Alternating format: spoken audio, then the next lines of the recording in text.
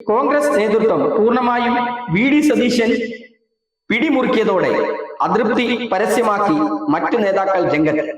ഇതിനായി കെ. സുധാകരൻ അടക്കമുള്ളവർ ഉപയോഗിച്ചത് രാഹുൽ ഗാന്ധിയുടെ അടുപ്പക്കാരനും ഉമ്മൻചാണ്ടിയുടെ പ്രിയപുത്രനും പുതുപ്പള്ളി MLA-യുമായ ചാണ്ടി ഉമ്മനെയാണ്. ഷാഫി പറമ്പിലും വി.ഡി. സതീശനും ചേർന്ന് ഇവർക്ക് താല്പര്യമില്ലാത്തവരെ ഒതുക്കുന്നുവെന്നാണ് കോൺഗ്രസിൽ ഇപ്പോൾ അടക്കം പറിച്ച്. ഇതിന് KC വേണുഗോപാലിന്റെ മൗനാനുവാദമുണ്ടെന്നും കോൺഗ്രസിലെ മുതിർന്ന നേതാക്കൾ വിശ്വസിക്കുന്നു.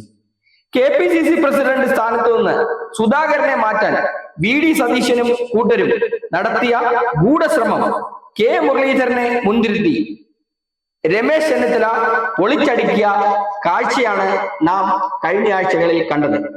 ഇപ്പോൾ കേരളത്തിലെ കോൺഗ്രസിൽ വി.ഡി. സതീശന്റെയും ഷാഫി പറമ്പിലിന്റെയും നേതൃത്വത്തിലുള്ള പുതിയ ഗ്രൂപ്പ് ശക്തി പ്രാപിച്ചു.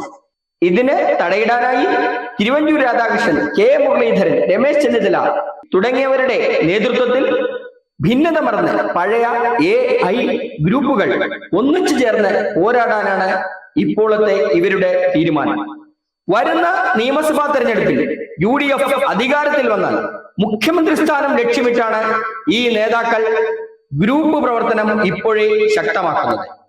കുട്ടനും മുട്ടനും തല്ലുകൂടുമ്പോൾ ഇടയ്ക്ക് നിന്ന് ചോര കുടിക്കുന്ന കുറുക്കന്റെ രീതിയാണ് KC വേണുഗോപാലും കൂട്ടരും അനുവർത്തിച്ചു പോരുന്നത്.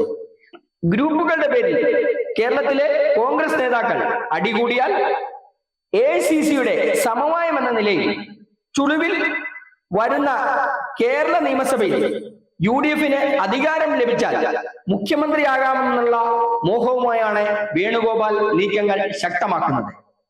വരും ദിവസങ്ങളിൽ കോൺഗ്രസ് രാഷ്ട്രീയം കലങ്ങി മറിയുമെന്ന് ഉറപ്പാണ്. നമുക്ക് കാത്തിരുന്ന് കാണാം. Where entertainment means information. Watch SAC News. നേരിന്റെ വാർത്തകൾ നിങ്ങളുടെ വിരൽത്തുമ്പിലെത്താനായി SAC News ചാനൽ സബ്സ്ക്രൈബ് ചെയ്തും ഷെയർ ചെയ്തും ഒരു ശരിയായ മാധ്യമ നിലപാടിന് പങ്കെടുക്കാൻ ഞങ്ങൾ നിങ്ങളെ ക്ഷണിക്കുന്നു.